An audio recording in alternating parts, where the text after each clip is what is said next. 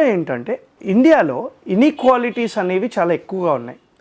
ఆ ఇన్ఈక్వాలిటీస్ అనేవి డబ్బు రూపంలోనే లేవండి. క్యాస్ట్ రూపంలో, రేస్ రూపంలో, సెక్స్ రూపంలో, ప్లేస్ ఆఫ్ బర్త్ రూపంలో ఇలా ఇన్ఈక్వాలిటీస్ అనేవి చాలా ఉన్నాయి. మీరు చూసుకుంటే ప్రపంచంలో ఇన్ఈక్వాలిటీస్ యొక్క ర్యాంకింగ్ చూసుకుంటే India second place, first place Russia వస్తుంది. ఇంత పెద్ద డెమోక్రసీలో ఇన్ఈక్వాలిటీస్ అనే 1% of the people in India have 60% of the wealth అని చెప్తుంది ఒక రిపోర్ట్.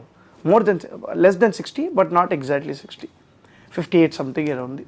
అంటే ఆ ఇన్కమ్ ఇన్ఈక్వాలిటీస్ అనేది క్లియర్గా అమలుపరిచారంటే నా ఉద్దేశంలో ఈ కరప్షన్, ఈ వర్క్ డిలే కాకుండా చూసుకోవడము, అండ్ ఈవెన్ రైతు దగ్గర నుంచి ఎవరికైతే పూర్గా ఉన్నారో వాళ్ళు క్వశ్చన్ చేయడం కూడా స్టార్ట్ చేయాలి. They have to question the system.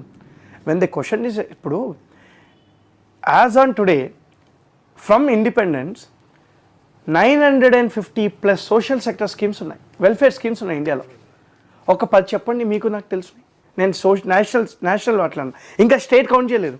ఒక్కొక్క స్టేట్లో 500 ఉంటాయి ఫ్రమ్ ఇండిపెండెన్స్. అంటే సుమారుగా ఒక 5,000 స్కీమ్లు ఉన్నాయండి.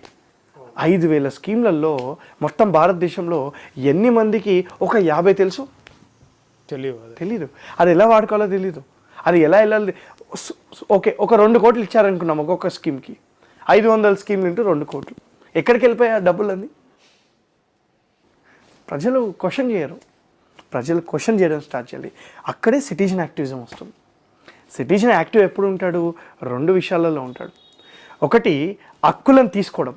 అంటే హక్కులు, గవర్నమెంట్ ఏదైతే స్కీమ్ ఇస్తుందో ఆ స్కీమ్ని అతను తీసుకోవడం, ఆ హక్కు ఇవ్వకపోతే గవర్నమెంట్ని ప్రశ్నించడం.